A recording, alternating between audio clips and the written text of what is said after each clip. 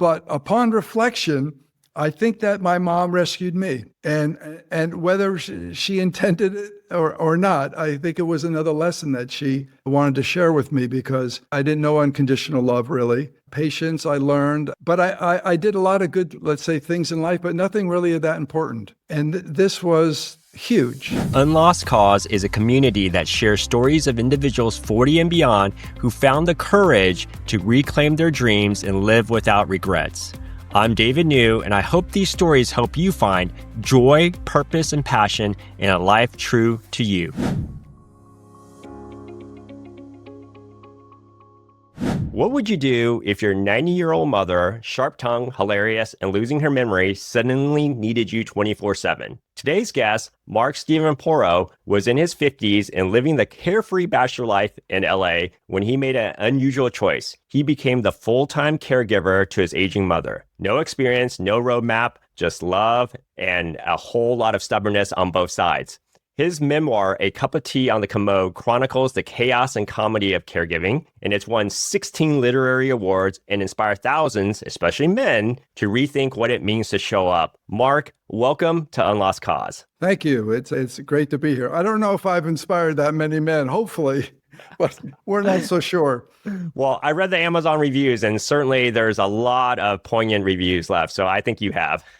Okay, well, good. Thank you. I'll go with that. I'll go with those numbers. Let's go. Right. So, A Cup of Tea on the Commode is about you caring for your mom. So I want to start like in childhood. I believe I read you grew up in New Jersey and you had 5 siblings. So can you share a bit more about your childhood? Were you guys a close family, and were you close to your siblings and, of course, your mom and your father? Yeah. All right. So, yeah, there were 6 of us. My father was a chemist in Ridgewood, New Jersey, and my mother was a proofreader for the largest newspaper in New Jersey at the time, the Bergen Record. And so they had 6 children, and I'm the 5th out of the 6, 3 boys, 3 girls, 2 older brothers, 2 older sisters, and 1 younger sister. I'm the tallest. So I'll go with that. Yeah, because I had 2 older brothers that tortured me quite a bit in my childhood. So revenge is still coming. And we had a great upbringing. Both of my parents were very funny people, and humor was a big part of our life.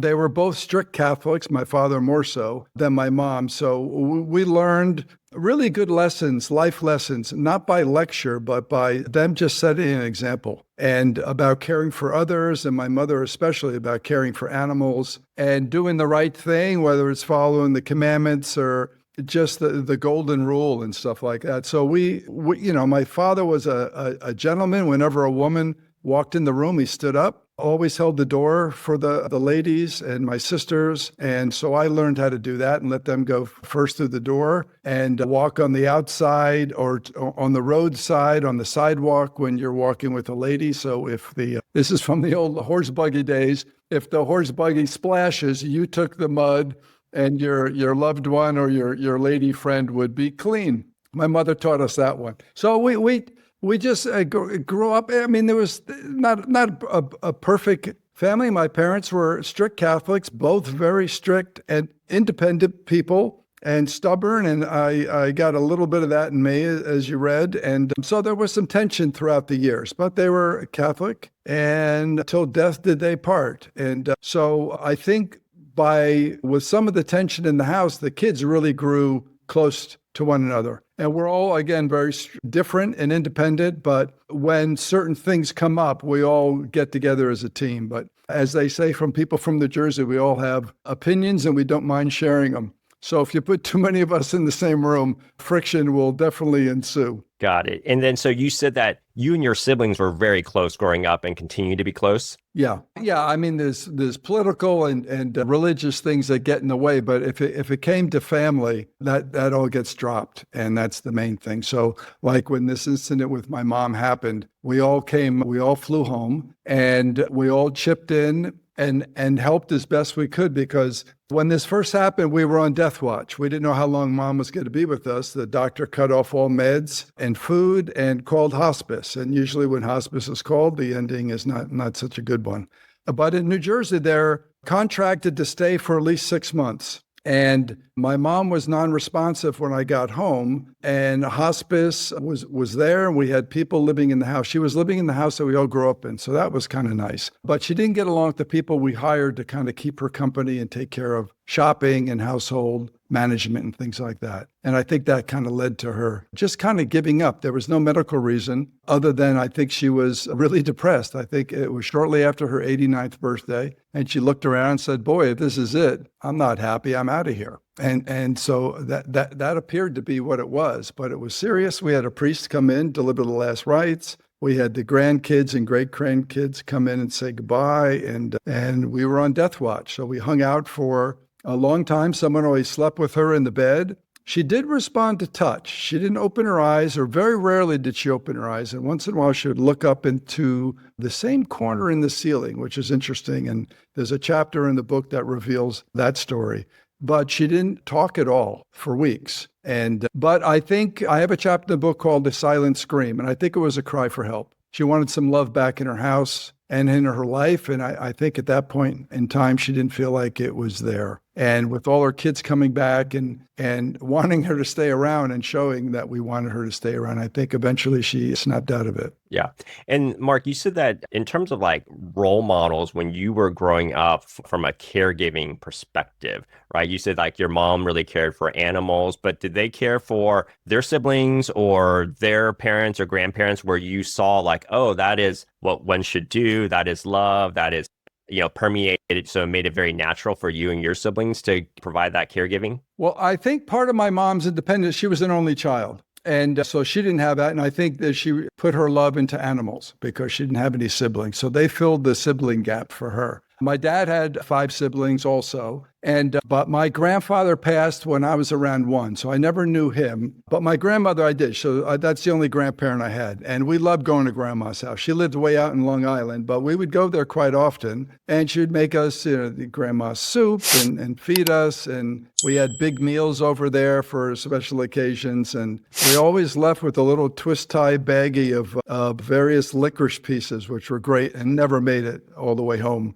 So I had really fond memories of my grandmother, and her daughter was living with her. Her daughter never married. And so I learned that, she was taking care of her mother, which was a nice thing. But my dad would go visit quite a bit. And so we learned that, this son loved his mom. Even later on, when she did suffer from some dementia and then went to a nursing home, my dad would visit quite often. I went once. I was like, I think 15, and I was shocked by her condition. And the nursing home, it looked like just a very cold place and sterile. And that really had a profound effect on me. So I never went back, and I kind of feel bad about that. But at that point, my grandmother was, she kept thinking my dad was either her husband or a friend visiting, and she thought she worked there. So when my dad would show up, she goes, hey, it's a good thing you caught me on Tuesdays, because normally I don't work on Tuesdays.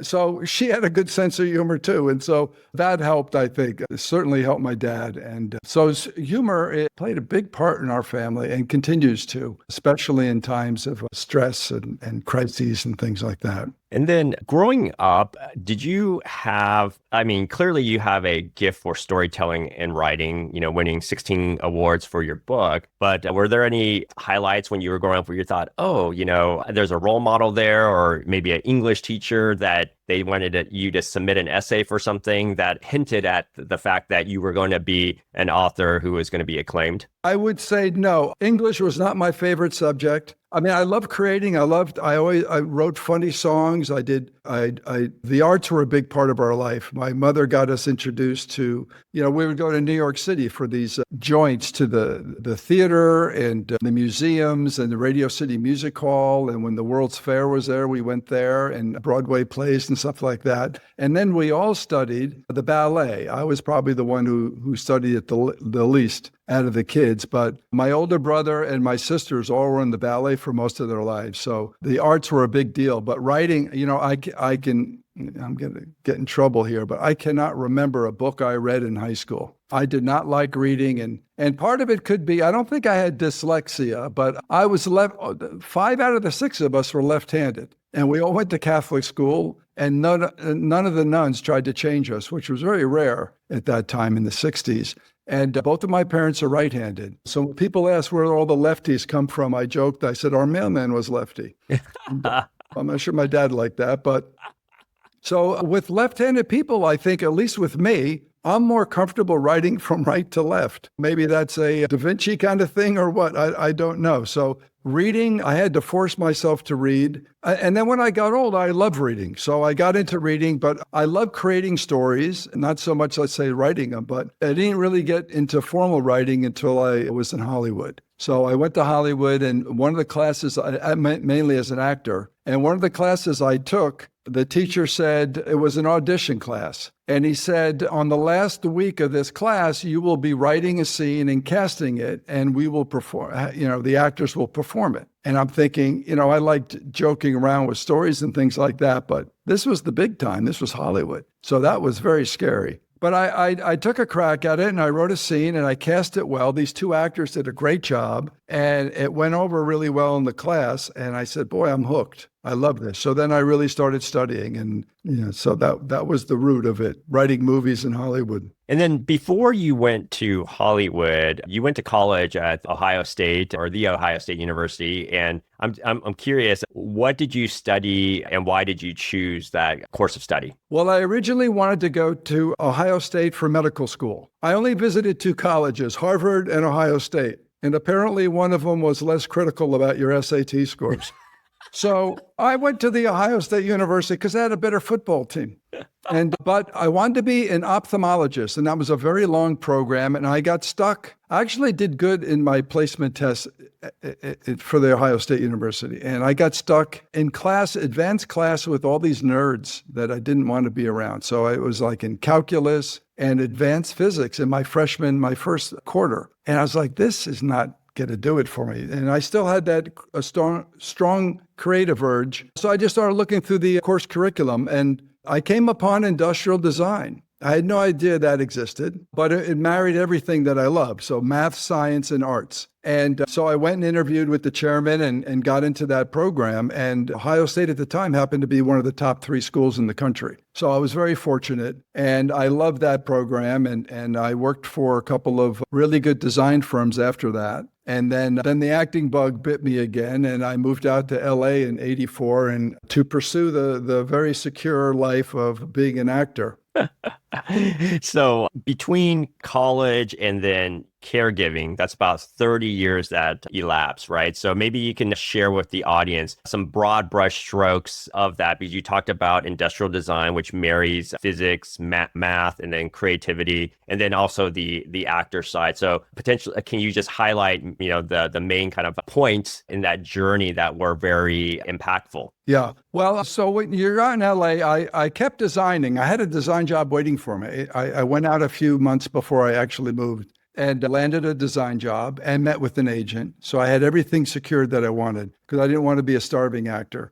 And design, I kept doing design all throughout. And actually, it got me some really good acting gigs because I did design for various producers and casting people and stuff like that. So that helped open the door. And when you say design, is it costume design or set design, or what type of design that opened these doors? At that point, with graphic design, my specialty from the firms that I worked with really was corporate identification or corporate ID, which is now called branding. So it's a similar thing. We did logos and national logos and then all the support material for that. I also learned a lot of marketing from my experience with the design firms, and that also helped. That helped pursuing acting because you have to market yourself like crazy. But also I designed really nice resume and letters, and people were attracted to even the letterhead. If you have a good looking letterhead, that gets some attention. But also the entrepreneurial spirit kept bugging me too, because I did things as a kid, and all of us always really worked. Both parents really instilled in us a work ethic. And I sold used newspapers when I was a kid, and successfully. Day-old news. So when I went out there, I started a lot of companies, and I joke, I say I started 5 nonprofit companies, but none of them were intended to be nonprofit.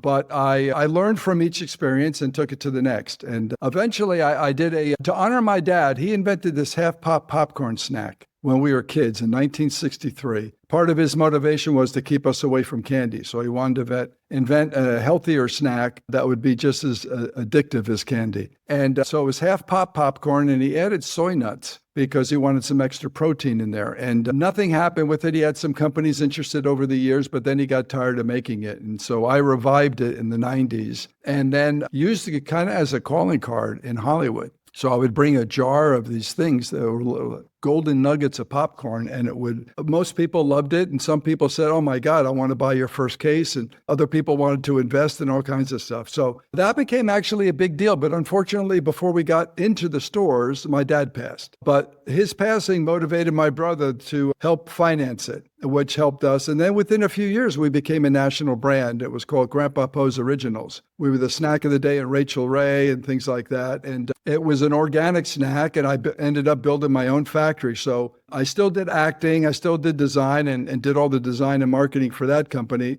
And all those experiences seemed to help me navigate this new situation that I had to go into because I was never married and had no children. And then when this thing happened with my mom became my first child. Yeah. And during, the industrial design firms, going to LA, being an entrepreneur and bringing your dad's creation into a business, how close were you to your mom throughout these waypoints leading up to that? Were you still very close, or were you drifting farther away because you were geographically farther away as well? Well, we were geographically far away, but what was great about me moving, even when I went to Ohio State, I had two sisters that also went to Ohio State. So when my parents came out to visit, they got three for the price of one, which was great. And then one sister left. But what I loved about that is a lot of the times I had them one-on-one. My parents would come out sometimes together, sometimes separate for their vacations.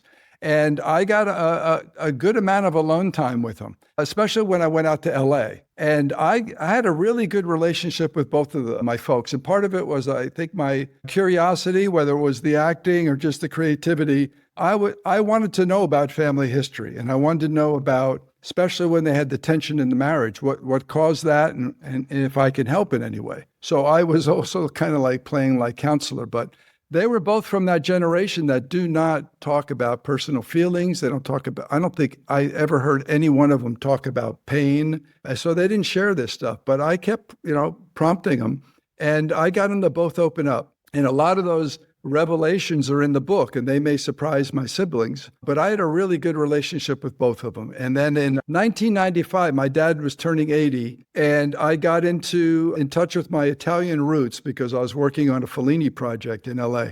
And so I planned a trip to go to the little village where my grandfather came from 100 years earlier. And my grandfather never went back. My great-grandfather, who was the first, never went back. And at least my grandfather wanted to become American, didn't teach any of his kids Italian, so we know no Italian. I learned a little bit doing this play, but it took quite a long time to convince my dad to come with me. And he did, and we had a great time. So I had him for 16 days by myself in a foreign country where neither of us spoke the language.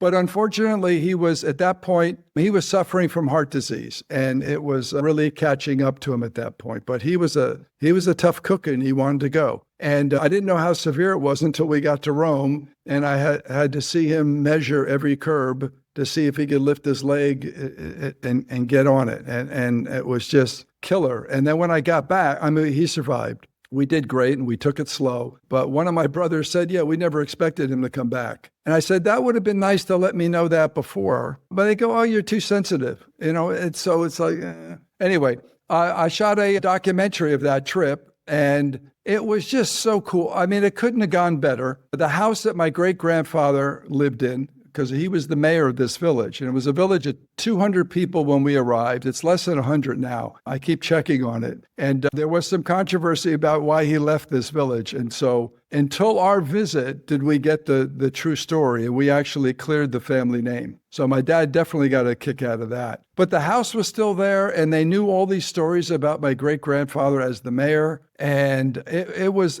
just lovely. And then documenting all this stuff was great because I didn't want the rest of the family. And that's kind of part of my history is I record family facts and things because I don't want others to miss out. So this was a big deal, and everybody, I think, is probably more appreciative of it now.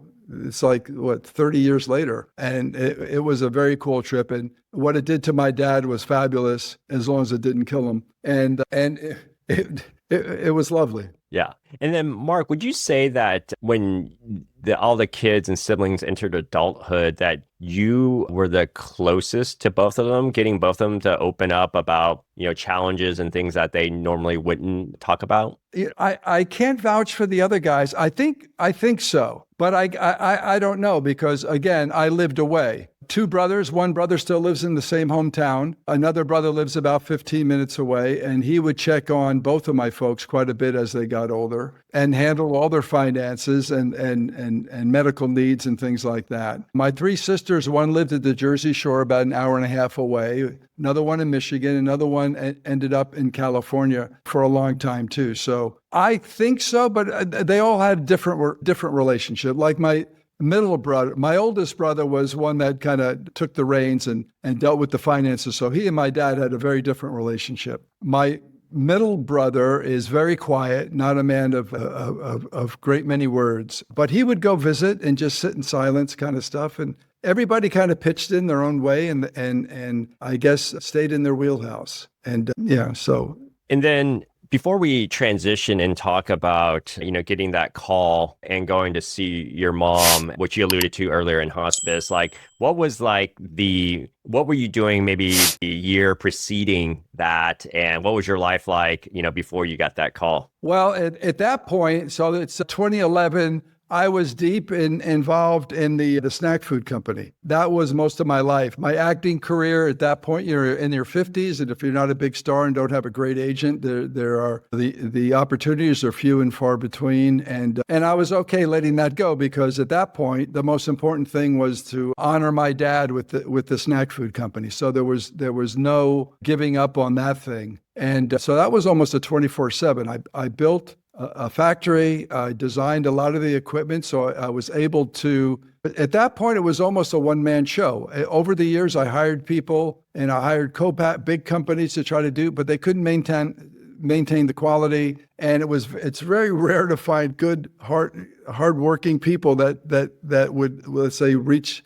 the bar that was created by, let's say, my father and our family work ethic. And so I ended up pretty much doing it on my own. And it was great because I was able to handle a national account. It was crazy hours and a crazy life, but it was very cool, especially when you have my dad's granddaughter. And at that point, I think she was in Michigan saying, "Oh, it was so cool. I saw Grandpa Poe's product in Whole Foods." That stuff was lovely. And then when you see Rachel Ray holding it on national television, that was very cool. So those are lovely moments, and that certainly kept in the motivation. But also the no quit. So designing all that stuff certainly helped, because I learned how to multitask. And when you're caregiving, it's a multitasking operation. And also no quit and working with little sleep all prepared me, I guess, for the caregiving journey. Yeah. Okay. And then, so transitioning into that caregiving journey, did you have hints that a call was coming, or was it out of the blue and much more sudden, like a deterioration in health? Or were you able to see around the corner a little bit? No, that was a total surprise with Mom. With my dad, with the heart disease, we knew that call was coming. And I only had 8 days with my dad. So I get this call right after her 89th birthday, and Mike says she just shut down. And how soon was it after the passing of your father? 14 years. Yeah, so she was a widow for quite a while, and she, when she was in the house, we hired these people to keep her company and stuff, and apparently they weren't quite doing that. So that kind of led to her depression and wanting to leave this earth. So it was kind of a surprise. So we get the call, and we don't know how long she's going to have, but as soon as I hear hospice, because 14 years earlier, we called hospice for my dad and he died 2 days later. So kind of freaked out with the hospice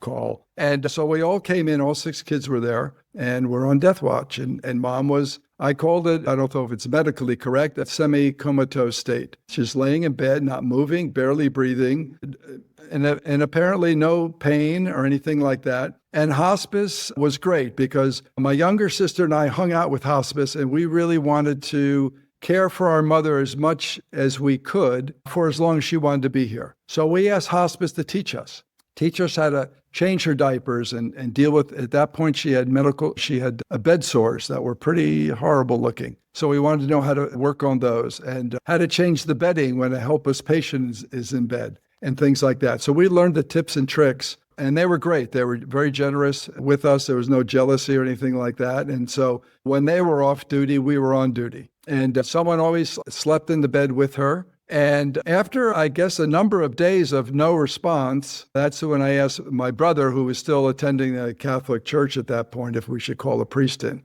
So we called a priest in. And this was a church where my mother and father both went for over 60 years. And this guy could not have been less interested in this woman. I was so angry. It was a horrible experience. So, but something necessary for a good Catholic girl. So we did it for Mom, and that was it. And what happens with hospice, at least in this thing, because Mom didn't go fast. There was quite a stream of hospice nurses, and we got to know that they like to prescribe their own medicine. So we had to keep an eye on them because the directive was no food, no meds, ice chips for comfort, and that's it. Don't get her out of bed. She's transitioning, let her go. And so some of these nurses started doing things that we thought were breaking the rules. So we greeted each new nurse at the front door with the directive and said, please read this, and they would read it. So after probably 3 weeks, another new nurse came in. We gave her the directive. She says, great. She walks right into my mother's room. Again, my mother hasn't opened her eyes except maybe to take a quick look in the corner of the room, hasn't spoken a word, and hasn't eaten a thing. This lady comes in, looks at my mother and says, Mrs. Porro, are you hungry? And my mother's eyes shot open like a dinner bell rang. And I'm in shock. And my little sister's in shock. And then we wanted to jump over the bed and stifle this nurse because she broke the rules. And then this lady accuses us of starving our mother to death. And that didn't make us very happy. But after I've been doing a lot of these interviews and research, there are some children who they want to hasten their parents' demise. It wasn't our case. So we told her, you broke the rules, go call your supervisor. And so she did, and the supervisor said, leave, you broke the rules. The rules are this. But now I'm thinking, oh my gosh, could they be wrong? And we are, in fact, starving our mother to death. So I went into her room, and I lean in, and I said, Mom, are you hungry? And she looks at me, and she says, what do you got? Those were her first words in weeks. And I'm like, anything you want. She goes, how about some pumpkin pie? And at this point, it's March. I'm like, well, it's not pumpkin pie season, but let me see. So I went out in the living room. My older brother was there who lived locally and said, see what you can do. And he went out, and within probably 30 minutes, he came back with not one, but 2 fresh pumpkin pies. I don't know where he got them, if he baked them himself or what, but he came back with 2 pumpkin pies. And so I spooned some for my mom, and the first spoonful she spit out because, again, the first food in weeks. I said, well, that didn't go so well. So we try again. The second one, she swallowed and loved it. She downed half the pie, and she was back. She was alert. Color was back in her face, and Mom was back. It was great. And the next day, she finished off the second half. And the third day, I think she finished off the entire pie. And it was lovely. And then we moved on to Gatorade because we wanted to get some electrolytes in her. So she was drinking all those fluorescent colors of Gatorade. And then she moved on to sherbet, and 8 bowls of sherbet a day. New Jersey could not keep up with Genevieve's intake of sherbet. And we thought, she was a type 2 diabetic, but she said, listen, you're 89, you woke up from the dead, you get anything you want. And she was doing great. And so that was it. And then she hit me with, I knew she was back because she was very good at guilt tripping. They say Jewish mothers invented guilt tripping, but Catholic mothers perfected it.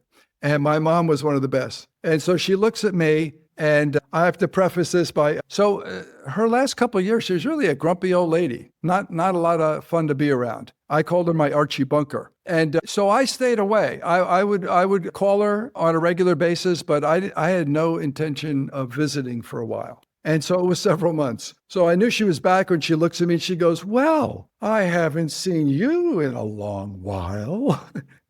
And I felt terrible, of course, because, if I lost her, that would have really been a bad thing. I would have been in therapy for years. But I said, I know, Mom, I'm sorry, but I'm here now. And also that might have been a little bit of a nudge for me to say, you know what, I'm here now and I'm not leaving. So, and that might have been her intention. I don't know. She was pretty good at that. Wow. So she wakes up, has pumpkin pie, then has Gatorade, sherbet, all the good stuff. And so this revitalizes her both physically and mentally because it didn't seem like she had any dementia. She was just. She had, well, signs of dementia came in later, but no, at this point, she seemed to be pretty alert and sharp enough to guilt trip Mark. And then she moved on to bowls and bowls of, we got her into some solid food, kind of oatmeal. Again, about 8 bowls a day. That's all she wanted. So she got that. And then we changed diapers quite a bit, but she hadn't, if we get into this, defecated in weeks. And that could be a real medical issue. And so hospice and I had to deal with that. At this point, my sister went home. She had 5 kids in Michigan, and she and I were the real hands-on. So you went from having a tag team, so now you're basically running solo by yourself with some support from the nearby brothers who would drive in. Yeah. But as far as the hands-on stuff, pretty much me. And then my older brother would come in, which he continued to do until Mom passed, was he would come in on Tuesday nights. So he would cook dinner, because when I took over the 24/7, I did everything. I did all the cooking, all the shopping, all the cleaning, the medical stuff, everything. Cheering, making her laugh. One of my goals was to make her laugh at least once a day. But Michael came in and gave me a little relief on Tuesday nights, which was great.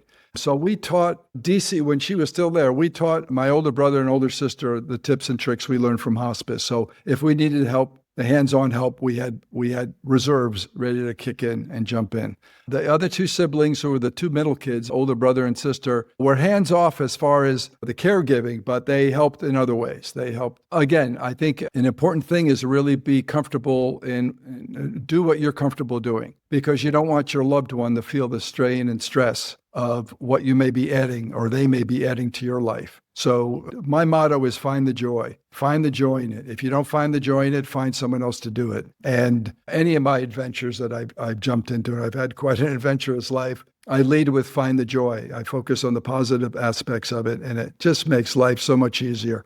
And if you put the focus on your loved one, like with Mom, I said, I wanted to make her laugh once a day. I wanted to keep her healthy and happy and forget about me at that point. And that just seemed to make it so much easier. Yeah. It's funny when you talked about you knew your mom was back when she was guilt tripping, right? Because when my mom was sick of cancer, then all of a sudden she would have this spate of like telling my dad, do this, like bossing him around. And at first I was like, man, that's not cool. But then I'm thinking to myself, oh, Mom's back, right? She actually has energy to like dictate and demand versus, just sitting there and not being alert or being too much in pain to even want to do that. So yeah, there is some joy and silver lining in these like small gestures that, one may disdain or, not like, but then it's like, oh, well, there's the silver lining is that Mom's back. That's Mom.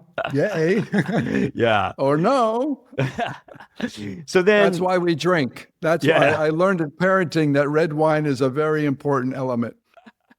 And then, so you're there for how long is this wonderful time that you get to be with your mom after being on the West Coast for all this time? And now you told your mom, I'm back now, when she gave you that guilt trip. How long were you able to spend this quality time with her? Well, I didn't move in right away. So I was there for several weeks. And when I felt that she was on the mend and I felt comfortable where I could go back to LA and deal with the business for a while, and hospice was still going to be there for a couple more months. And so I was, I guess, okay to go. I felt better about going away. And then I kept in touch again with phone calls. And then at that point, we got her an iPad. So we were able to do FaceTime, which was lovely.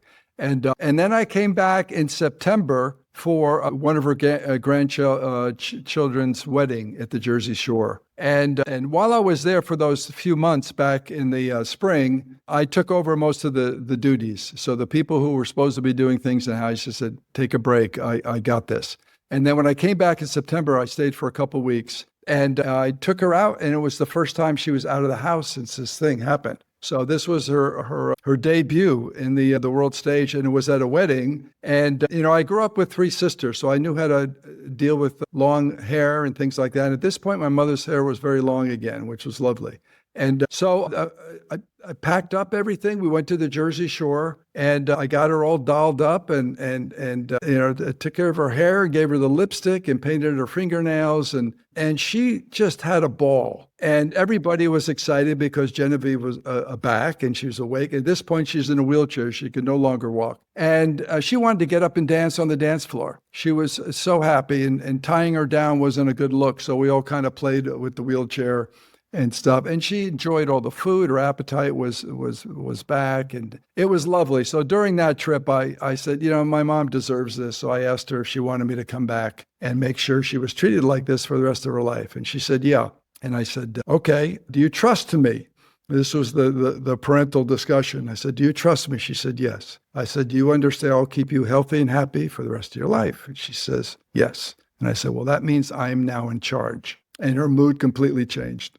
And I said, you must now obey me. And she stared daggers at me and then puckered up her lips. I called her a kissing bandit. She loved the kisses. And then I wasn't sure if that was a sign of surrender or one wishing me luck. And so I gave her a kiss and hoped for the best. And it turned out great. But, I knew she trusted me, and I knew my siblings trusted me, and they were great. I've heard all these other horror stories. These guys all yielded and never were a problem. And like when my younger sister who lived in Michigan, she had 5 kids and had her own business with her husband. Whenever she came in, she jumped right in and helped pitch in. Mike did his Tuesday night things. And then when I had to go, every few months I had to go back out to LA for the business. My sister lived on the West Coast, would fly in for those 7 days. So we always had a family member with my mom. And yeah, it was lovely. And I mean, not having children and all this stuff, there was a lot of learning, a big learning curve for me. But I learned patience, and I learned unconditional love. And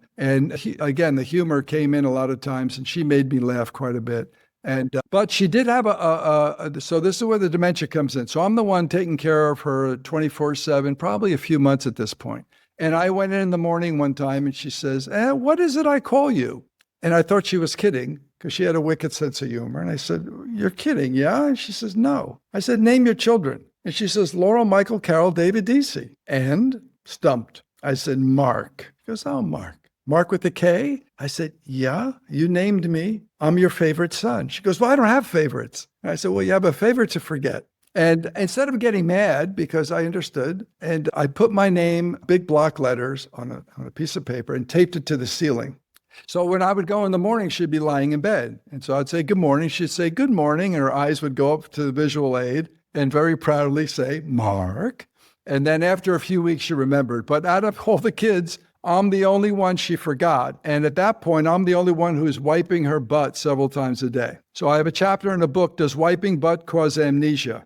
And I have scientific evidence that, in fact, it does. So, Mark, when you're there with your mom for long periods of time, since you're the primary caregiver, are you also able to have very poignant conversations and have her open up more, share about her childhood or other things that were even new to you to hear for the first time? At this point, I would say no. Before, yes. We had some really good conversation. I got her to open up a lot of things. At this point in her life, she was a social butterfly, but at this time, she was very quiet, very few words, and then the dementia would kick in because we would have discussions about, let's say, her childhood and then her children. And she says, well, my mother was here to help me raise all my children. I said, Mom, your mother passed before you were married. She goes, oh, no, she helped. She was with, those kind of things. So you just kind of go with it. She was convinced that all her children went to Sewanaka High School, which is the high school she went to way out on Long Island, instead of Ridgewood High, which was a 5-minute walk away. So she would constantly insist about the Sewanaka, and we had to, joke with it. And then my brother and I came up with the Sewanaka fight song. We would sing to her, and then she knew we were kidding, but still insisted. And then other things like she liked to watch old movies if she wasn't watching the Animal Planet. And I would say, hey, do you like John Wayne? And she says, yes, I like John Wayne, but that's not John. It's a John Wayne movie. And we're having an argument of who's on TV. So there were a number of things, but I recorded everything because, again, whether they were, reasonable or real conversations, they were funny and they were ours and they were precious, and I didn't want to lose those. So that was the main intent of keeping all the notes and stuff, just to record family history. But we had arguments about, she'd say, why is it I never get a glass of water in this place? I said, I've tried to give you water. You don't like it. I'll get you some now. She goes, make it cold. Okay. So I come back and I give her one and she guzzles it. And I said, and she says, you're supposed to drink 8 glasses of water a day. I said, where'd you hear that? She goes, I don't know, a long time ago. I said, well, that's 7 more to go. She goes, no, thank you. We went back to Gatorade. And so, Mark, yeah, it's incredible that you were able to find the joy in this journey. And as you think back upon it, what would you say were some of the maybe the 1 or 2 highlights with the special moments that you got with your mother, and maybe some of the 1 or 2 moments that were the most trying during that delicate time? All right, I'll start off with a good one. So my mom worked full-time and had the 6 kids, but she treated herself to a weekly visit to the beauty salon for a shampoo and set, and had her nails done. She was a nail model in her late teens, early 20s, gorgeous, natural, long nails. So those things were like the crown jewels. And whenever she visited me in LA, I would take her to my friend Stan's beauty salon in Beverly Hills, and she got the movie star treatment. I know she loved that. Now, I don't know the last time she went to a beauty parlor or anything like that, but I decided to recreate the beauty salon thing at home. So normally I gave her 2 sponge baths a day, in the morning and at night. But I created this thing, a day of beauty. And so at this point, we had a Commode bedside. And while she sat on the Commode, I soaked her feet in Epsom salts. I shampooed and washed her hair, sometimes conditioned. And then when she was finished, got her cleaned up, gave her a full body massage. She got to pick out she got a fresh new diaper, and then she got to pick out her wardrobe. One of the other things I wanted to do was return dignity to her. And I didn't like the clothes she was wearing. They were like these old woman drab day dresses and things like that. I said, that's not going to work for my mother. So if you want to cheer anybody up at any age, a new wardrobe will do it. So I bought her some really nice things that were bright, bright pink. And one of them, I say, dare I say, sexy black. And her legs were still in good shape for her age. And so I bought them on the shorter side. So she picks out her wardrobe, and then I got her in the wheelchair. Before the wheelchair thing was we came up with some really fun rituals. So when I stood her up from the bed, again, you learn from hospice how to do it. You lift under the armpits very gently and get her up. And I was always counting down. It'd be 1, 2, ready, 3, up. And then I would say morning hug. And we would do morning hugs. And neither of us wanted to let those go.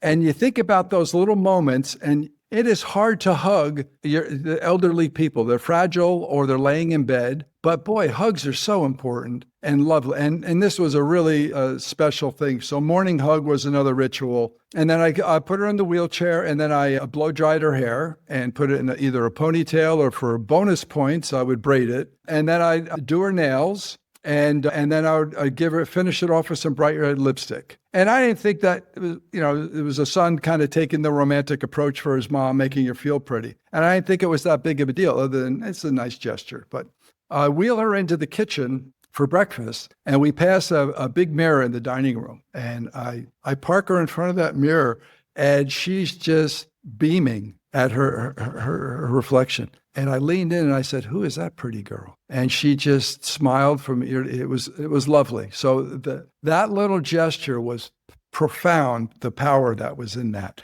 And it probably did more for me than it did for her. I mean, it was lovely. And then I parked her in front of that mirror every day and just said, who is that pretty girl? I wanted to know. I don't know the last time she even looked in a mirror, but when's the last time she looked in a mirror and liked what she saw? But what she saw that day was fabulous. And it radiated. It was infectious, because everybody that saw her saw this woman who now believes she's beautiful. And it was fabulous. So that was definitely a highlight. You want a low light? Is that what we're doing? Some I think caregiving for the elderly, when I pitched in for my mom, it wasn't all it is hard. It's lonely, and she's in a lot of pain, not very responsive. You don't get a lot of, what's the right word, verbal confirmation for all the stuff I'm trying to do right. So I know how challenging it can be. So, but everyone has a different path. So I'm just curious, like maybe one of the more challenging moments, and a lot of it is also like, I think internal, right? Like I knew my mom to be a certain way and to see her in this fashion, which is hard mentally for me to come to grasp with. Well, this was a mom seemed to keep teaching me lessons, whether I liked it or not. So there was one night, again, I'm doing everything for her. And occasionally she would descend into some deep melancholy. And so she's at the kitchen table. I just made a beautiful meal for her, and she's not eating. She's not responsive, just sits in front of it. And I said, Mom, you got to eat. You got to keep up your strength. Nothing. And I said, Mom, you got to eat. You got to keep up your strength. Please eat. I made you a beautiful meal. Nothing. And then I got a little angry and I said, listen, I do all the cooking, the cleaning, the shopping, the blah, blah, blah. I wipe your butt several times. You have to show some appreciation here. And still nothing. So I flicked off the kitchen lights and went down to the basement to take my frustration out on an innocent load of laundry. And so I slammed the washer down and turned that stuff on because she always got to do laundry. And I came back up for round two. And I turned the kitchen light on. And my mom's obviously still at the table, but her hands are folded in her lap. She's looking straight ahead. Her plate was completely cleaned. And What? the utensils were laying on the What was on the floor? No, the utensils were on the plate. Uh-huh. Perfectly clean plate. She ate the entire meal in the dark. That's not easy at any age, but it killed me. And you know that parental saying, this will hurt me more than it hurts you? So when I flicked that light off, boy, that hurt me more than it could hurt my mom. And so she taught me a lesson. And I just leaned in and gave her a kiss and said, thank you. And that was it. So that was probably one of the hardest moments. Yeah. So again, you have to say, wow, what did she just teach me there? And so whether you're getting those, whether verbal or nonverbal affirmations or whatever, she did it there for me. And that was a lovely lesson. Yeah, because that's probably one of the other questions I had. You come from this like self-proclaimed carefree bachelor lifestyle, no kids and no attachments. And now you're full on playing man-to-man defense, like, with some help every now and then, but it's just you and her. So I'm sure you've had a lot of time to reflect and think about the learnings and how that experience changed you or, how you see yourself. And I'm just curious what those takeaways are. Well, at the time, I certainly didn't have time to reflect, right? And so what's interesting about when I was going through this, I had a friend who was also going through something like this, I think with her father at the time. And so I shared some of the stuff that I was doing and some of the tips and tricks I learned from hospice. And she really got some benefit out of it. And that's when I started thinking about a book. Normally, when I look at stuff, because of my experience in Hollywood, I think screenplay. How can I make this a movie? And there are certainly some visual things and stuff that could be lovely. But I thought a book is something I can get out faster. I think it would benefit certainly more people. And it's not a how-to book. I say it's a what I did book. If they get something out of it, great. There are some tips that people have said they really appreciate. But if nothing else, they'll be entertained because there's some really fun stories in there. But I couldn't write it. I kept writing notes. And when I would feel inspired of certain things, I would, again, jot down the notes. But I couldn't sit and write it because it was too emotional. My mom passed in 2014.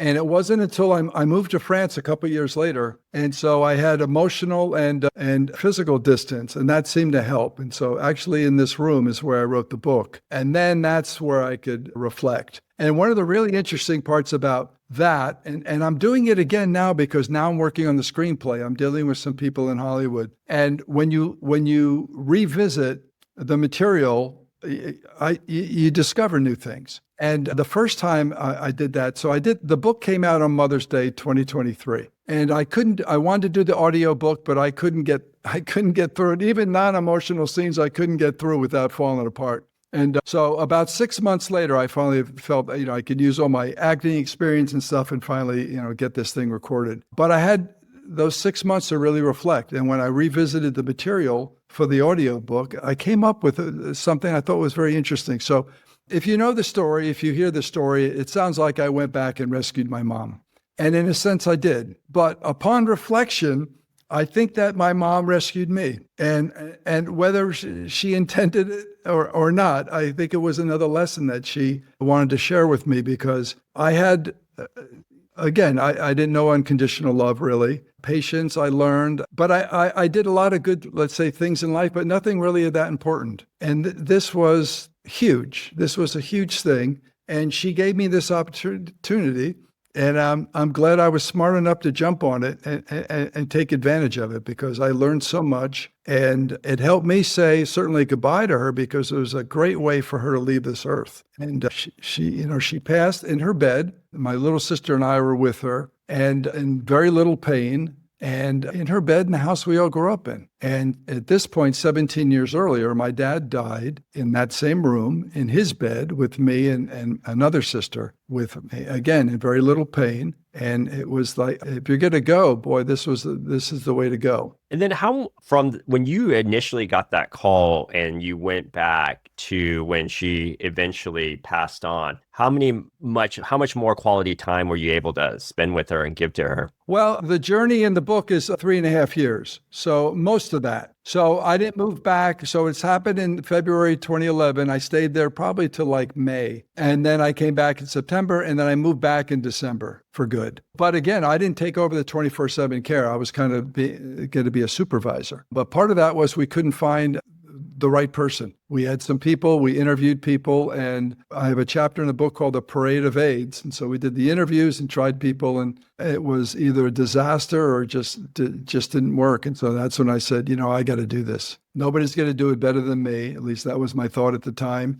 And Mom trusts me, and my siblings trust me, and I wasn't going to let anybody down. Pressure was too high.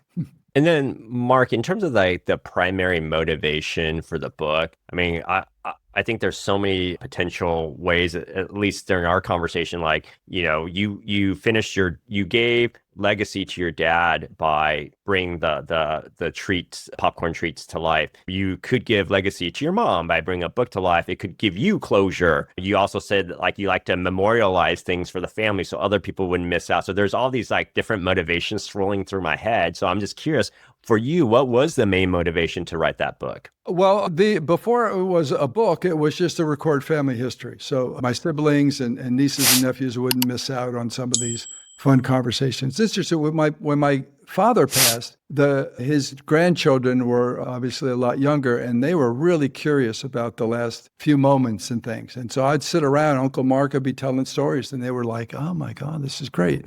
And not sad, but they really wanted to know. And so I think that might have been some of the impetus for the book. But since you put your heart and soul in this, you don't know if it's going to resonate with others. I assumed it did. I thought the writing was pretty good, and I found a publisher, and I worked with their editors for probably at least 1.5 years on it. So I knew it was going to be a good quality book. But again, you don't know if if the story's going to touch people and stuff. And so the lovely part of this thing is the response and the notes that I've gotten from people. And I mean, the reviews are nice, the rewards are nice, but those personal notes are just humbling as heck. I have no idea, but that's a lovely benefit. And so I think that is, again, my mom continually teaching us some things. And if I can keep spreading the story and she can still touch other people's lives through it, I think that's great. Yeah, so I'm curious on that front. One is the title. How did you come up with the title? Because obviously it's very catchy. And then two, you talked about how touching it is to have people reach out to you, kind of the reception from both, I guess, the people who are experts grading or judging books, but then from the true fans, which is the audience, the people who are consuming it. So how'd you come up with the title, and then the kind of the reception from experts and fans? Well, I had another title in mind while I was writing. But again, as you write, certain things just pop up. And so at this point, my mother, getting her in and out of the bathroom was a little dicey. So we put a Commode bedside, and sometimes Mother Nature took it a little longer than was comfortable for either one of us. And at this point, after the Gatorade, her favorite drink throughout life was hot tea, skim milk, no sugar. And so one day while we're waiting, I said, "Hey, kind of as a joke, would you like a cup of tea while we're waiting?" And she said, "Sure." And it became a hit. So again, that was one of our morning rituals, a cup of tea on the Commode. And as I was writing, that thing just stuck out. And I said, boy, that is catchy and certainly unique. And it certainly has proved to be. So that was kind of fun. And then so that's the history behind the name. And then what about the reception from the kind of experts and then from, fans? Because I would imagine when you publish a book, you just don't know, right? You're obviously hoping for the best, but then how did that transpire? Well, I'm trying to think of what the first review was. Well, I didn't let my siblings read this thing until I was done. No, I had a memoir teacher. I didn't write memoir, so this was going to be my first book. So I studied the genre. So I had a memoir teacher, and one of her things is don't. And I learned from other memoirists also, don't, because they'll edit for you, and everybody has a different POV on the same incident, And so this is mine, and I cover that in the acknowledgments. I said, this is my story from my point of view. If others differ, that's okay, but they can write their own books. This is how I remember it. And I was fair, and I wanted a truthful book. So there's a lot of things that maybe people didn't want to expose, but there's a lot of flaws of mine in there. So people have said it's raw. It gives you a realistic view of what you're up against, and it's also very entertaining. So the siblings were important, and the original response I got from all of them was quite good. Okay. And no lawsuits. Okay, good. Yeah. And I did change the name of some of the evil people inside, of course, for legal reasons. But it's on Amazon. The publisher had a really good distributor, and all that stuff is done. And I'm really pretty aggressive as far as the marketing and stuff. So I made sure that for like a year or so before it was released, I was doing all these promo videos and getting the word out and stuff like that. And so they were great. You get the editorial reviews, which are from, let's say, the pros and stuff, and I don't think there was a bad one. They were very nice, and some people came up with things that I didn't even think about that were lovely. But when you get a lot of people from my hometown, as the word started spreading from Ridgewood, New Jersey, I'd have to think that maybe half of that village, it's 25,000 people.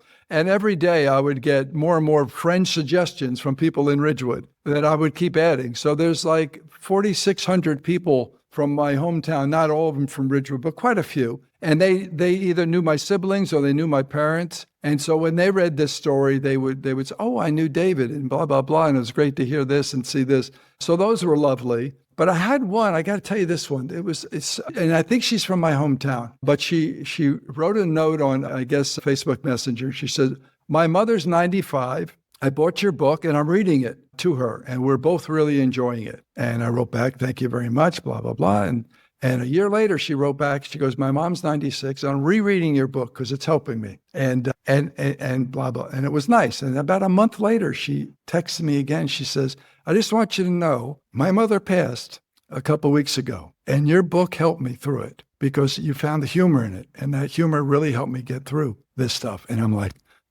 I don't know this person. And so that was just lovely. And there's been a number of them like that.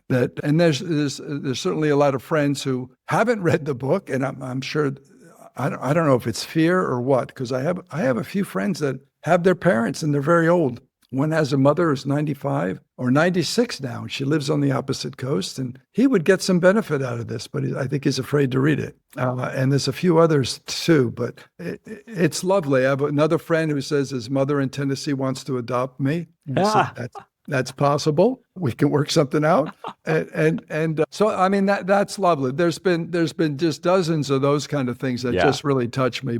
And do they usually reach out via like social media or through your publicist, or do you just read their reviews and you're able to comment back somehow? No, they send personal notes either on Facebook or email. If people Google a cup of tea on the Commode, it's everywhere. So a cup of tea on the Commode at gmail.com is the email. It's the website and everything else. Yeah, mostly through, I would say, either Instagram or Facebook Messenger, where those personal notes come through. A few people that know the email will send nice notes via email. So now that you've had some both physical distance and time since that chapter with your mom, are you proud of how it transpired? Yeah, I mean, it's not like a old pat on the back kind of thing. I think it was I think it's a good story that needs to be shared more, because this is going to become a crisis. We're all living longer. We're going to have to deal with this, or have dealt with it, or the younger generation is going to have to deal with it.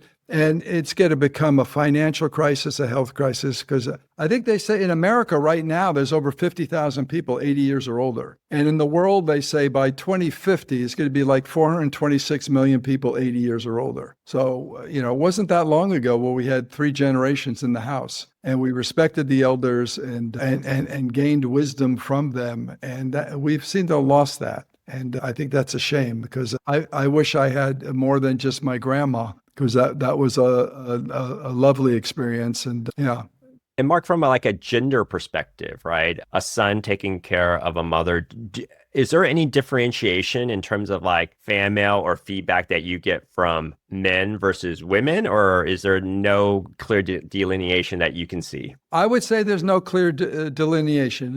It's still about 60-40. It falls upon the women of the family to take this on. But we're catching up. And a lot of the people who have written me notes and lovely reviews are men, which is great. So I'm hoping that we get more men going, because, boy, it was just a lovely experience for me. And so if this story can get more people to do it, that's great. But I would have to say it's pretty even, though you would think that more women would respond to it or be interested, because, again, I would have to say some of my male friends are afraid of this thing. Yeah. So that was my next question, right? For, as you talking about an aging society, and for, our audience at Unlost Cause is 40 or older. So as they're looking around the curve and they're seeing, let's say their parents are still alive, and they're seeing about what's going to happen, which is they'll probably have to step into a caregiving point of view. But, you just don't know what you don't know, because you only go through it maybe once, twice in your lifetime. What would you tell a listener who's on the edge of potentially stepping up on the care side for a loved one, but they're just scared and intimidated because it's just the fear of the unknown? Well, I'd say a couple of things. First of all, they're your parent. They put up with you for at least 18 years, some for a lot longer. So they deserve whatever you can give them. But I would say, stay in your wheelhouse. If you're not comfortable doing it, find someone who knows how to do this. Talk to the pros, learn from the pros, because, again, you don't want your loved one to feel the stress and strain on you, because they're going to feel like a burden, and they may want to hasten their death at that point. So find your wheelhouse and do it. Nothing's wrong with finding someone who's qualified and just hanging out, letting your loved one know that you're there and you care, but this person's better at sponge bathing or whatever. That's one of the shocking things, I think, for a son, and that might be some of the fear. I see my mother naked for the first time when she's 89. And you see what the years have done to her and what gravity has done, and the scars from various operations and stuff like that. And it's a bit shocking, but again, at that point, I think that's when the acting came in. I said, I am now the caregiver. So I got to get over it and on with it, because I got work to do. So I am now the role as the caregiver. I'm still the son. I love her, and she's hopefully knows that I'm her son and she can trust me, but I've got work to do. So I can't let that in. So any of those extra emotions or uneasiness, I tried to keep out of the room as best I could, except for flicking off the kitchen light.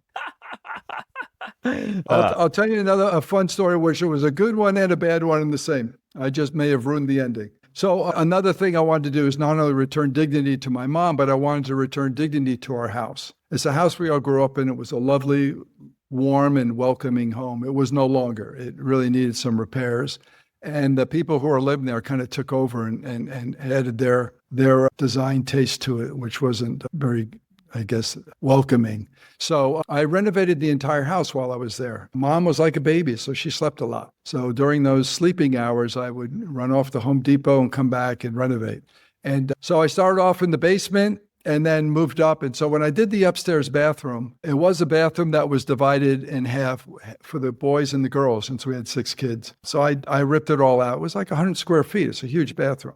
So I wanted to put, in addition to a shower, a huge bathtub. So when I finished that, I asked Mom if she wanted to christen it with a bubble bath. She said, sure. And it's, again, when's the last time this lady took a bath? I have no idea. Or even a shower. It's all been sponge baths for a couple of years now.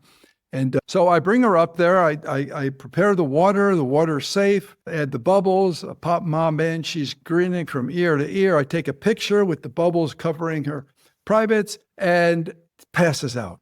And I'm like, oh my God, I tried to do a good thing and I killed my mom, but at least she smelled good.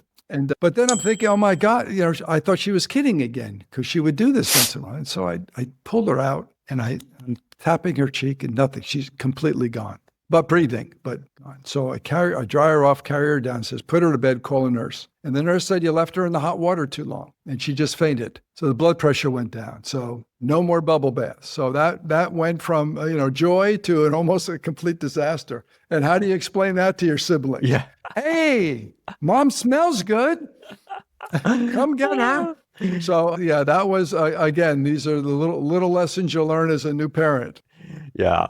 And then, so it sounds like right now in France, you're working on the screenplay to bring this to the big screen. Over screen everywhere around the world. What was fun is I'm working on my dad's book. The next book will focus more on my dad. I go into a little bit of the snack food and the trip to Italy in my mom's book. So I expand on those on my dad's book. So that is now on the back burner because now I'm dealing with Hollywood. And so again, I'm revisiting the work with fresh eyes. And as a screenplay, it's a very different process. So you have to, whatever you can see on the screen is what you write. You can't put those inner thoughts and things like that. Somehow you have to convey that behavior into something somebody can see. But another interesting thing about this, again, looking at it fresh eyes, my mom and my dad had some difficulties in the marriage, but when he had heart disease and it got worse and worse, he didn't want to be in the hospital. And my mother really stepped up to the plate and stayed with him, and he was able to stay home. And they would go to it was such a chore to get him up out of bed, dressed, and to the heart center for his daily, whatever they did there. And she put up with this, and it was great. And so I didn't even think about this in writing the book, but she really set the example of caregiving. And, she was 76 at the time, no spring chicken, and my dad was 82, and they managed where he got to stay home. And they had a lovely, I would have to say, reunion. I have a chapter in the book called A Full Circle because at the end, they came back and they were just the loving in their eyes and the tenderness. It was just beautiful to see. And I didn't think about that until I started working on the screenplay, going, again, watching and learning by example, not by someone lecturing you, oh, this is what you must do. It's like, oh, look at this. Look at this. Yeah. And then one of the questions I always like to ask guests is, what's one ask you have of the Unlost Cause community? Two things. One, certainly, I would say read the book, but share your stories. Share your stories with your loved ones. Everybody has stories, but boy, there's some wonderful lessons and that you get from, again, these little things. And I've got a number of those in the book that you don't think that are that big of a deal. Again, until people read and they go, oh, this part really meant something to me. And I'm thinking, I had no idea. I know other ones that are significant moments, but boy, you never know what is, let's say, the benefit somebody will get out of some small thing that you remember. And I don't mention it that much in this book. In the next book, it will be, I started these things, again, recording family history. It's called memory books. And originally, my dad was really tough to, buy a gift for. He had shoes older than me and pants probably too. And so when he turned 75, I said, what am I going to do for this guy? And I said, I'm going to send him 75 memories. And then I thought, how am I going to come up with that? Once I got started, because I started chronologically, and they just started flooding in. I had to edit them down to 75. I had so many that came in. And I sent it, and not all great memories. There are a couple of very important ones in our life. And I sent it off, just typewritten letter. And then he sent me a letter back. But while those letters were crisscrossing, he told my siblings how much this meant to him. And it started a whole nother family tradition where I started inviting other family members to pitch in memories and then photographs. And then it became these elaborate design projects. And they were great. So whenever anybody hit a significant birthday, 40 years, 50, and for my aunts, when they each hit 80 years, they did it. And certainly my parents, when they hit 80 and stuff like that. And they just meant so much. And for the other family members reading them, it was great because everybody is back into that moment. And they go, oh, I remember this, I remember this. And sometimes you had the same event from two different perspectives. And I got to listen to this one and listen to this one or read this one and go, oh my God, that's so amazing, because they both had a different memory of the same event. And that's a lovely thing. So I would just say, record stuff. And I learned that early from my first boss. Every time we had an argument about something, he said, did you write it down? And I said, no, I didn't write it down. I write everything down now. I record it all. In fact, I called him about 30 years after, and I just said, I want you to know something. It was an awkward call, unfortunately, because he didn't like I left his design firm for the big boys. So there was some awkwardness. And I just said, I wanted you to know it was an important lesson. And I wrote something in the book, and I said, I write everything down. So I thank you for that. And, So, Mark, for people who love your story, how can they support you or follow you on the socials? Like, what are the best website or social media accounts for the Unlost Cause community to follow you on? Again, a cup of tea in the Commode is everything. So it's at Gmail is the email. The website is a cup of tea on the commode.org. I've got a YouTube channel with probably about 190 of these funny teasers. And it's YouTube, a cup of tea in the Commode. We're on TikTok, even not so much there. That's not quite my audience, but I do have TikTok, Pinterest, Tumblr, Instagram, certainly the Facebook page. I have the Facebook page for a cup of tea, and also my personal Facebook page, which seems to get a lot more traction. And so the cup of tea is there. All the books are on Amazon, certainly in Barnes & Noble. There's a paperback, large print paperback, ebook, and also the audiobook with some nice production feature. I added some music and sound effect, which is kind of fun. But and now I have a weekly, I at least do 1 or 2 blogs a week, not major things, but just things from the website. So if anybody wants to sign up on the website, they can subscribe to those things and get them. And if they want to unsubscribe, that's certainly fine too. Oh, that's not okay. You have to subscribe. All right. You and your friend. And then, so, in closing, I don't usually do this, but I'm going to do it for the first time, is I'm actually going to read an Amazon review of Mark's book and quote, what I appreciate most about A Cup of Tea on the Commode is its ability to remind us that laughter and joy can be found even in the darkest of times. Porro's book is not just a collection of stories. It is a reminder to cherish the moments, find humor in the mundane, and embrace the ups and downs of life with a positive outlook. I mean, that was just very moving to me. And when I saw that, I wanted to share that with the audience. So if today's conversation made you pause, reflect, or smile, please share it, like, subscribe, or leave a review. And if you're navigating a season that feels like a lost cause, don't go it alone. Join our community at Unlost Cause. Thanks again, Mark. Thank you. Thank you. Again, I love the opportunity to share. It keeps my mom in the present when I get to share her story. So that's your gift to me. So thank you. Before you go, if you're inspired and want to be a part of something bigger, subscribe, like, and share to help more people reclaim their dreams and live true to themselves. Also, let me know if you or someone you know would be an inspiring guest on this show. Together, let's spark courage to live without regrets. The Unlost Cause way, one story and one person at a time.